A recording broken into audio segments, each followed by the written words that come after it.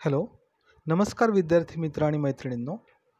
आज आपण सुरुवात करतो आहे आपला 12वीच्या अभ्यासक्रमातील सगळ्यात शेवटचा चॅप्टर आणि ते चॅप्टर म्हणजे नॉव्हेल विभागातलं 4.4 म्हणजेच द साइन ऑफ 4.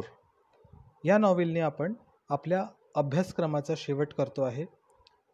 त्याचबरोबर आपण हे जे नॉव्हेल आहे त्याची इंट्रोडक्शन, ऑथरचे introduction, outline of the novel, त्यानंतर प्लॉट ऑफ द नॉव्हेल आणि सिनॉप्सिस ऑफ द एक्स्ट्रॅक्ट हे 4 टॉपिक्स आपण घेणार आहोत.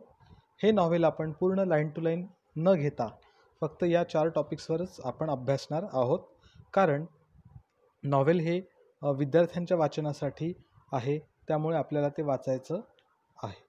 ओके, पण नॉव्हेलकडे जाण्यापूर्वी आपल्याला काय करायचं आहे? You have to subscribe my channel, then like my videos and please press the bell icon button so that you will receive all the notifications of my upcoming videos. Okay, thank you for doing that and thank you for listening my videos. आता the sign of 4 याचे writer आहेत Sir Arthur Ignatius Conan Doyle आणि त्यांचा period आहे 22 मे 1859 ते 7 जुलै 1930, म्हणजे 20व्या शतकातले हे writer आहेत. He was a British writer who created the character Sherlock Holmes. तुम्हाला माहिती असेल की ही शर्लॉक होम्सची एक सिरीज आहे. त्याचे पूर्ण काही पुस्तकं लिहिलेले आहेत शर्लॉक होम्सची सिरीजवर आणि त्यावर पिक्चर पण निघालेले आहेत. हॉलिवूडने पिक्चर काढले आहेत त्याच्यावर. सो शर्लॉक होम्स लिहिणारे हे रायटर आहेत. Originally a physician means a doctor.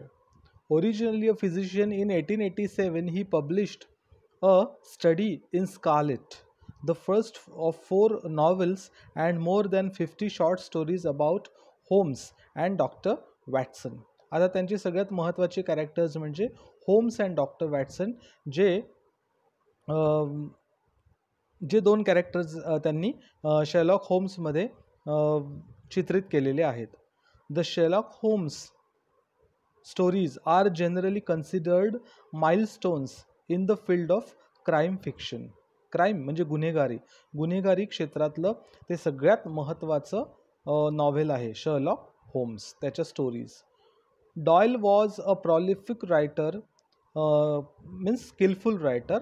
Other than Holmes stories, his works include fantasy and science fiction stories about Professor Challenger and humorous stories about the Napoleonic soldier Brigadier Gerard, as well as plays, romances, poetry, non-fiction and historical novels. म्हणजेच crime स्टोरीजसोबतच किंवा crime फिक्शनसोबतच त्यांनी कशामध्ये स्वतःचं योगदान दिलेलं आहे, तर त्यांनी सायन्स फिक्शनसुद्धा लिहिलेलं आहे. त्यानंतर ह्युमरस स्टोरीजसुद्धा लिहिलेल्या आहेत म्हणजे कॉमिक. त्याच्यानंतर काही नाटकं लिहिलेली आहेत, रोमॅन्सेस लिहिलेले आहेत, पोएट्री लिहिली आहे, नॉन फिक्शन लिहिलेलं आहे म्हणजे रिअलिस्टिक, अँड हिस्टॉरिकल नॉव्हेल्स असं सुद्धा त्यांनी बरंच काही लिहिलेलं आहे. One of Doyle's early short stories जे हॅबाकुक जेफसन्स स्टेटमेंट, ओके, ही त्यांची शॉर्ट स्टोरी आहे अलीकडची. Help to popularize the mystery of the Mary Celeste. Mystery of the Mary Celeste, आता त्याचं काय रहस्य आहे मेरी सेलेस्टचं ते आपल्याला ती स्टोरी वाचल्याशिवाय कळणार नाही. The sign of 4 is the second novel of Arthur Conan Doyle in which Sherlock Holmes and Dr. Watson solve the mystery of the hidden treasure and murder. आता हे जे नॉव्हेल दिलेलं आहे द साइन ऑफ 4 त्याच्यामध्ये आपल्याला काय सांगितलेलं आहे, तर मिस्ट्री सॉल्व्ह केल्या गेली आहे त्याच्यामध्ये. कशाची? तर हिडन ट्रेजर म्हणजे लपवलेलं जे काही ट्रेजर आहे, संपत्ती आहे, त्याबद्दलचं मिस्ट्री सांगितल्या गेलेली आहे. Okay, so let us see about the novel and let's see the major characters in the novel. I'll read out. First character is Sherlock Holmes. Second character is John Watson. third character is Mary Morstan, fourth character is Major Sholto, then Thaddeus Sholto, Tonga and Toby. These are the 7 characters appeared in the novel. Okay, so let us start the outline of the novel. म्हणजे एकंदरीत या नॉव्हेलमध्ये काय सांगितलेलं गेलेलं आहे, पूर्ण नॉव्हेलची outline. Okay, आता let us start with the outline. The novel begins with Holmes and Dr. Watson engaged in a discussion when Mary Morstan, a young woman who desires Holmes' advice, soon visits the two at their place. आता ही जी मेरी मोर्स्टन नावाची character आहे, म्हणजे ही या नॉव्हेलची heroine आहे आणि ती काय करते, ती या दोघांकडे येते, होम्स आणि डॉक्टर वॅटसन यांच्याकडे येते. कारण तिला त्या दोघांकडून काय हवं असतं तर ॲडवाईस, सल्ला हवा असतो. आणि म्हणून तिला असं वाटतं की त्यांनी आपल्या घरी यावं त्या दोघांनी. During the meeting Mary tells that after her father disappeared under mysterious circumstances some 10 years ago, she began receiving a large pearl in the mail on the same day of every year. Okay, मग आता काय झालं, तिचे वडील कुठे गेले तर ती जी त्यांची मीटिंग होती तिघांची, मेरी, त्यानंतर शर्लॉक होम्स आणि डॉक्टर वॅटसन, हे तिघं जेव्हा तिच्या घरी बसलेले असतात तेव्हा ती सांगते की तिचे जे वडील आहेत ते डिसअपियर झालेले आहेत, म्हणजे गायब झालेले आहेत. अंडर मिस्टेरियस सर्कमस्टान्सेस म्हणजे अचानक ते गायब झाले आहे.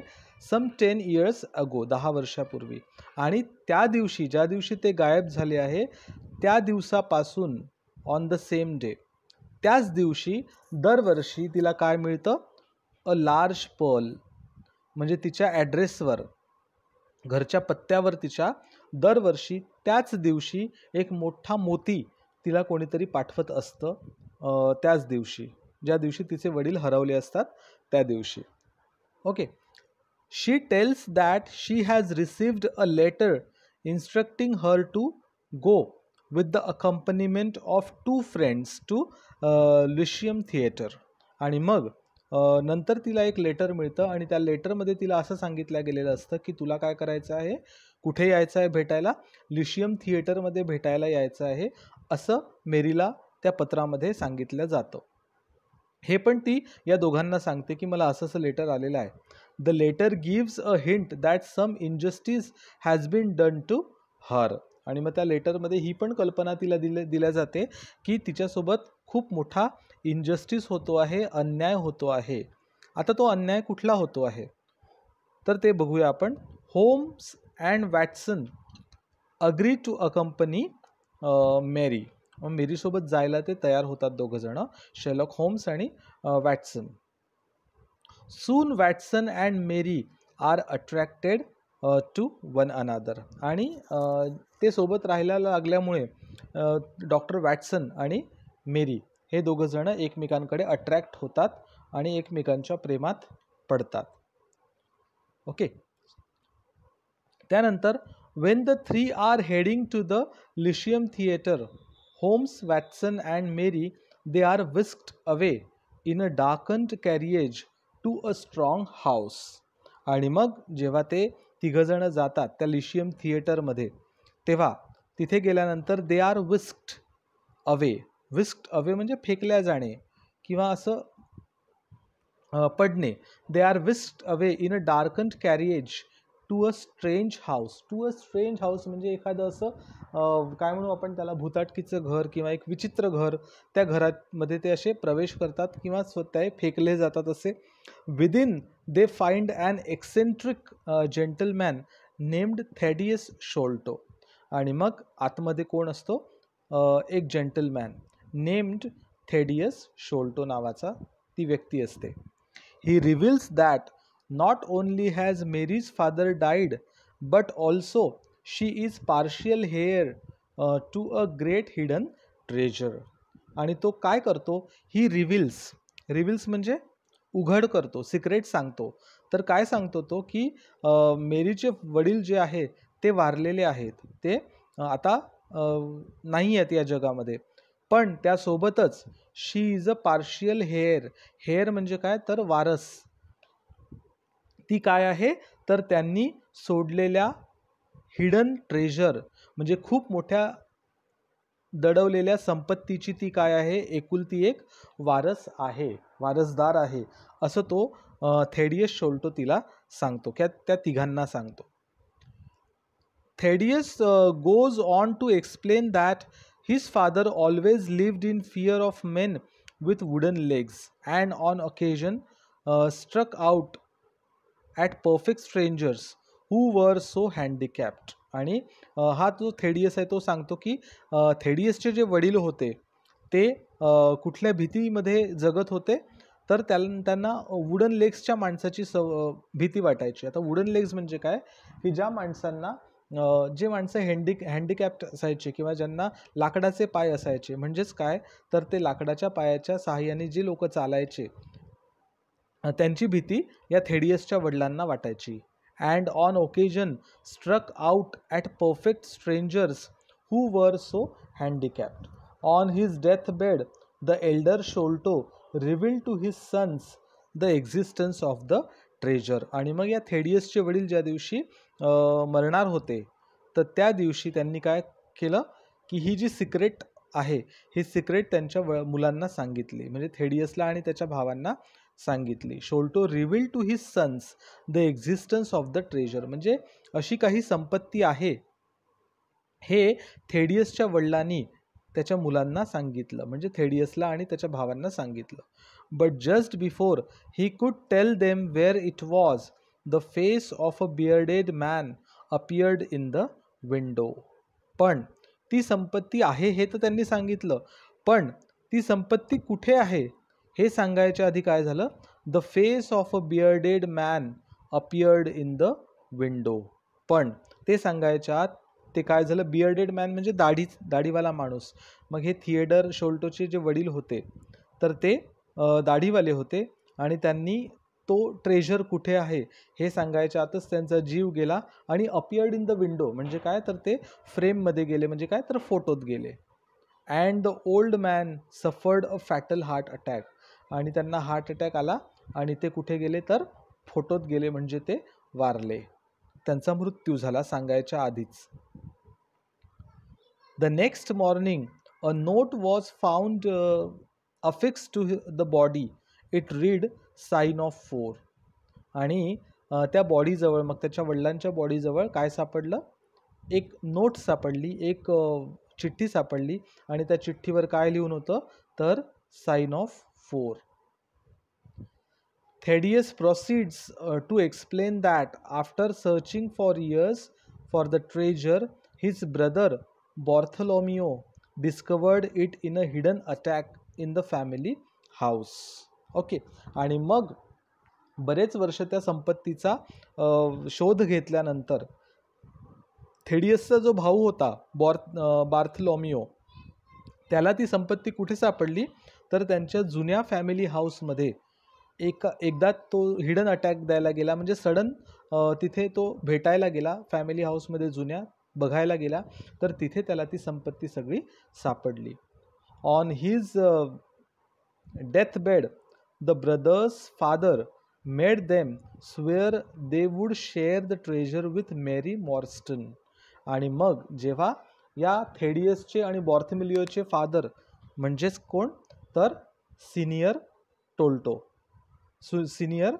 शोल्टो हे जेव्हा डेथ बेडवर होते, म्हणजे मरणार होते, तेव्हा त्यांनी वचन घेतलं त्यांच्या मुलांकडून की तुम्हाला ही संपत्ती कोणासोबत शेअर करायची आहे तर मेरी मॉर्स्टन सोबत तुम्हाला ही संपत्ती शेअर करायची आहे, अदरवाईज तुम्हाला सुद्धा ती मिळणार नाही. Who has some unknown claim in the fortune. Who has some unknown claim.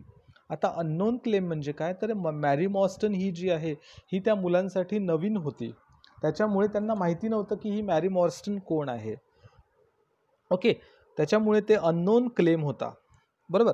Thaddeus concludes by entreating the 3 to accompany him to the family estate where they will divide up the fortune. आणि मग हा जो Thaddeus नावाचा शोल्टोचा मुलगा होता त्यांनी काय केलं की ह्या तिघांना म्हणजे मॅरी, त्याच्यानंतर डॉक्टर वॅटसन आणि शेरलॉक होम्स या तिघांना आपल्यासोबत अकंपनी म्हणजे सोबत कुठे यायला सांगितलं, तर त्याच्या फॅमिली इस्टेटमध्ये म्हणजे त्याच्या जुन्या घरामध्ये.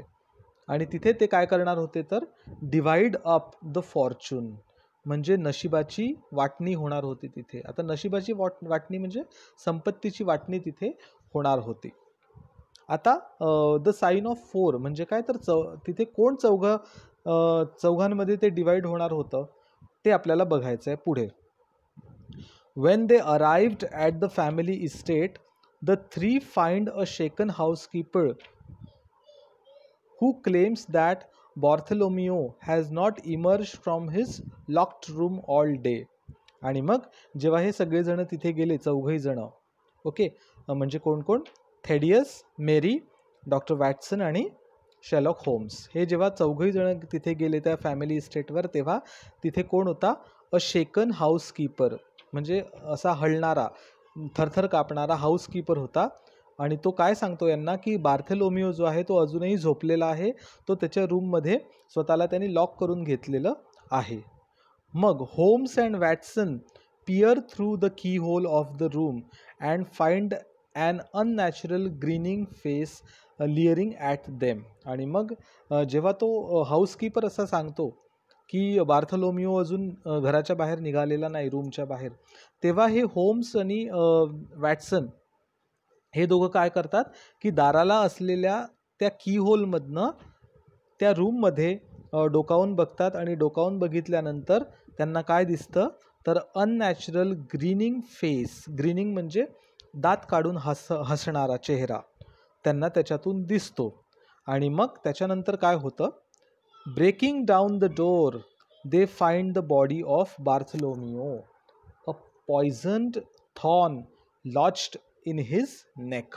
आणि मग जेव्हा ते ब्रेकिंग डाऊन द डोअर, जेव्हा ते दरवाजा तोडतात, तेव्हा त्यांना असं दिसतं की बार्थोलोमिओ हा मेलेला आहे आणि त्याच्या नेकमध्ये म्हणजे मानेमध्ये पॉइझन्ड थॉर्न, एक विषारी काट्यासारखं काहीतरी लॉज्ड म्हणजे खुपसलेला आहे. After investigating for some time, Holmes concludes that 2 persons, one of whom had a wooden leg. म्हणजे शेरलॉक होम्स जेव्हा हे सगळं पाहतो, इन्व्हेस्टिगेट करतो, तेव्हा त्याला असं वाटतं की 2 व्यक्ती असल्या पाहिजे ज्यांनी याचा खून केला. तर त्यांच्यापैकी एक, तो काय असेल, हॅड अ वुडन लेग, त्याचा लाकडी पाय असेल, तो हँडिकॅप असेल आणि त्यांनीच काय केलं आहे, कमिटेड द क्राईम, त्यांनीच गुन्हा केलेला आहे, त्यांनीच याला मारलेलं आहे. According to Holmes, the second person was an especially interesting individual. It also becomes apparent that the murderers have stolen the Agra treasure. आणि जो दुसरा पर्सन होता त्याच्यासोबत, खून करणाऱ्यासोबत, तो कसा होता, was and especially interesting individual.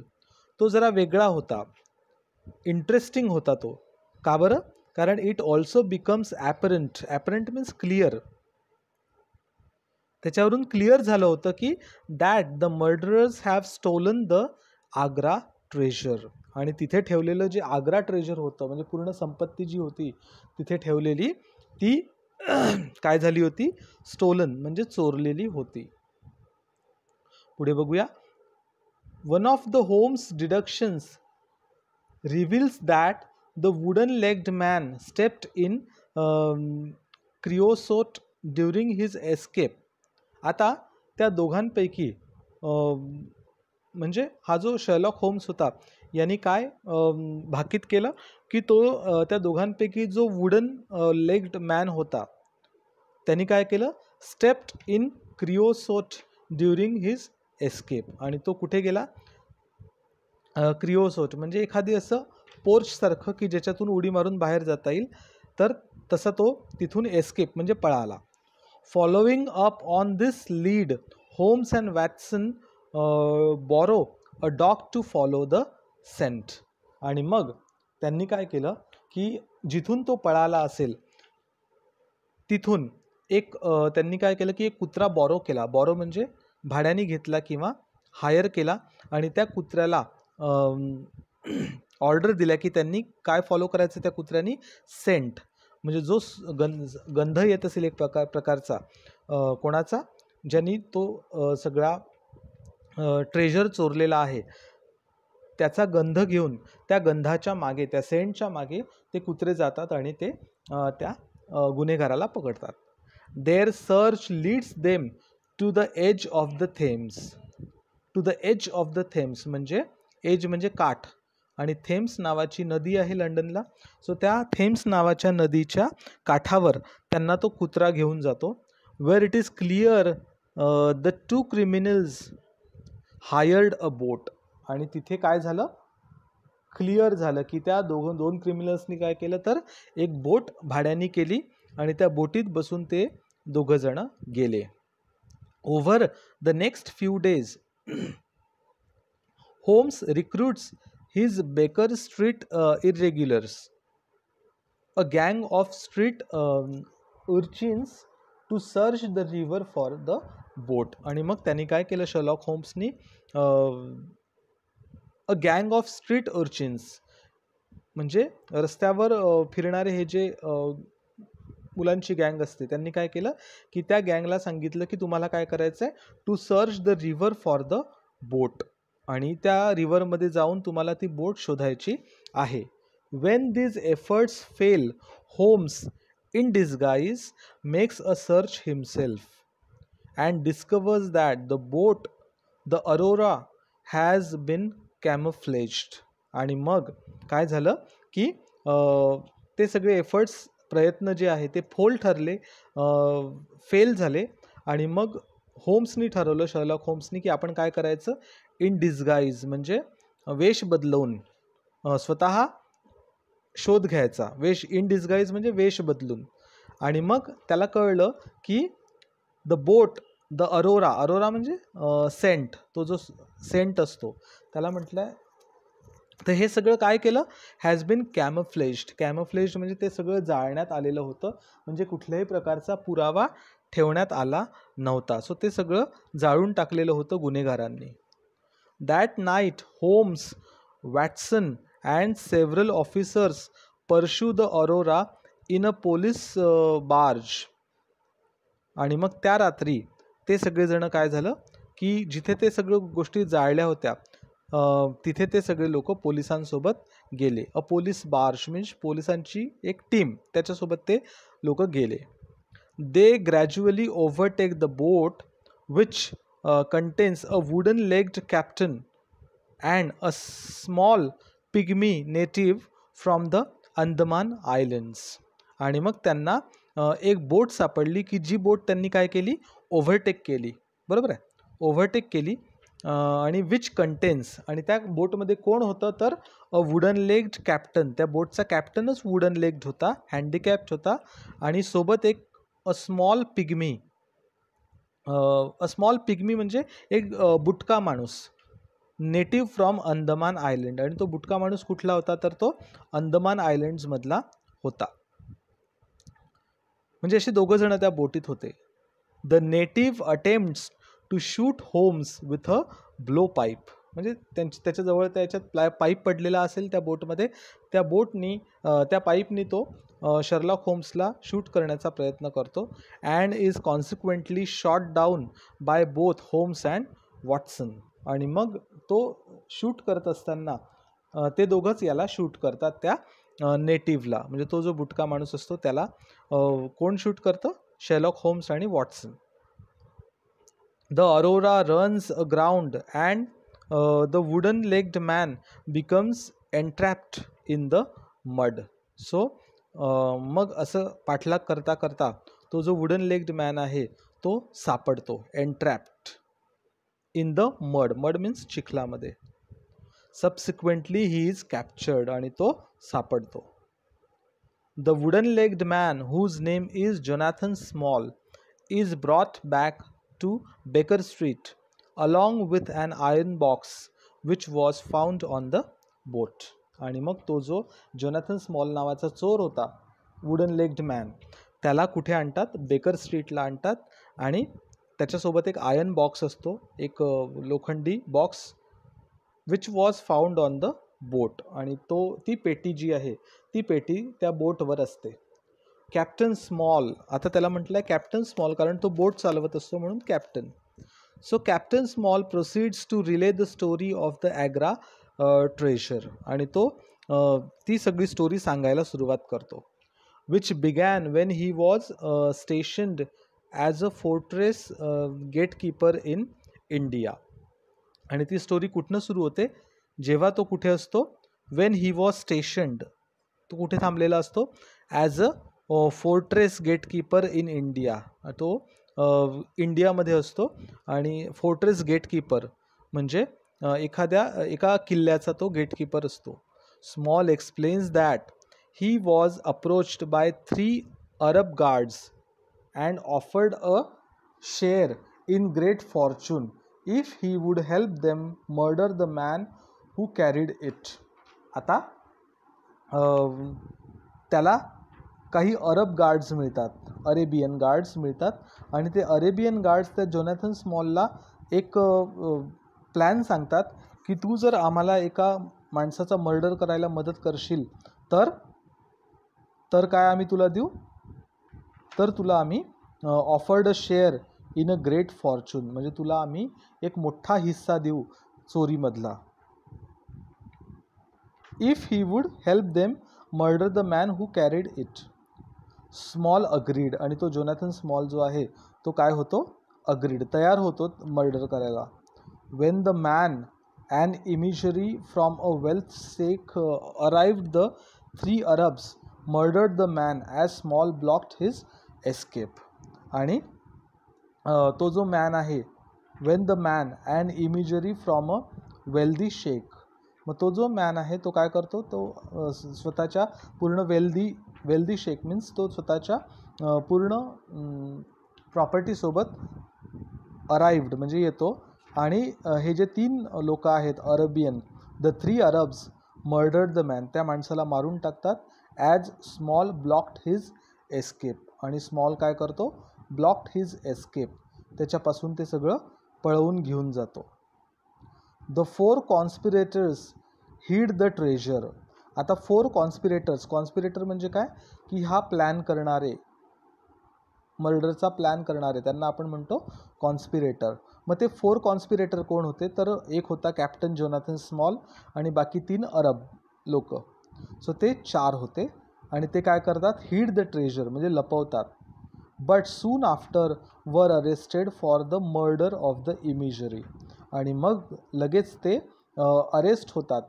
का बरं, मर्डरसाठी. त्यांनी मर्डर केला असतो, कोणाचा, मर्डर ऑफ द इमिजरी. इमिजरी म्हणजे एका चांगल्या माणसाचा मर्डर केला असतो, श्रीमंत माणसाचा मर्डर केला असतो, वेल्दी माणसाचा, म्हणून ते अरेस्ट होतात, पोलीस त्यांना अरेस्ट करतात. Small was sent to a penal colony on the Andaman islands where he manage to befriend a native Tonga who became his loyal companion. आणि स्मॉल जेव्हा अंदमानच्या एका याच्यामध्ये जातो, जेलमध्ये, तर त्या जेलमध्ये त्याला कोण भेटतं, तर हा टोंगा नावाचा एक माणूस, जो अंदमान आयलंडचा नेटिव्ह असतो, म्हणजे तिथला मूळचा रहिवासी तो असतो. नेटिव्ह म्हणजे मूळचा रहिवासी असतो टोंगा, अंदमान आयलँड्सचा. आणि हा भेटतो स्मॉलला. स्मॉल आणि टोंगा दोघंजण एकमेकांना भेटतात. हू बिकेम हिज लॉयल कंपॅनियन, आणि ते दोघं चांगले मित्र होतात. Small bribed 2 of the guards on the island. आता त्यांनी काय केलं असतं, स्मॉलनी ब्राइब्ड म्हणजे लाच देणे. मग स्मॉलनी 2 गार्ड्सला लाच देतो तो ऑन द आयलँड. त्या आयलँडमधल्या 2 गार्ड्सला तो लाच देतो. Sholto and Morstan Mary's father into helping him escape in exchange for a share in the fortune. आणि तो कोणाला लाच देतो, तर शोल्टो आणि मॉर्स्टन या दोघांना तो लाच देतो. कोण, स्मॉल. आणि मॉर्स्टन असतात मेरीचे फादर, आणि शोल्टो असतात थिएडरचे फादर. आणि लाच कशासाठी देतो, into helping him escape in exchange for a share in the fortune. आणि त्या सगळ्या याच्यातून सुटण्यासाठी त्याच्यावर जो गुन्हा लागलेला आहे तो सुटण्यासाठी तो स्मॉल जो आहे तो या दोघांना लाच देतो. The two agreed and Sholto left to bring back the treasure. आणि शोल्टो काय करतो, left to bring back the treasure, आणि तो सगळी जी ट्रेजर आहे ती घेऊन येतो. After some time it became apparent to Small that Sholto had betrayed him. आणि काही दिवसांनी जोनॅथन स्मॉलला असं कळतं की शोल्टोनी काय आपल्याला धोका दिलेला आहे. बिट्रेड हिम, बिट्रेड म्हणजे फसवणे, की शोल्टोनी आपल्याला धोका दिला आहे, आपली सगळी संपत्ती ट्रेजर चोरलेली त्यांनी स्वतःकडे ठेवली आणि आपल्याला फसवलं. And he escaped from the island with tonga. आणि हा जो शोल्टो आहे तो काय करतो, टोंगासोबत आयलंडवरून निघून जातो. After many years Small had track down Sholto and arrived just in time to see him die. आणि काही दिवसांनी मग स्मॉल येतो आणि काही वर्षांनी स्मॉल कोणाला शोधतो, शोल्टोला शोधतो. आणि तेव्हा येतो तो जेव्हा शोल्टो जो आहे तो मरणार असतो. After the death Small affixed the note that was found on the body. आणि शोल्टोच्या बॉडीवर जी नोट लिहिलेली असते किंवा जी सूचना लिहिलेली असते, द साइन ऑफ 4, सो ती कोणी लिहिलेली असते तर स्मॉलनी, जोनॅथन स्मॉलनी फिक्स केलेली असते. Small affixed the note that was found on the body as a reference to himself and his 3 Arab कंपॅनियन्स.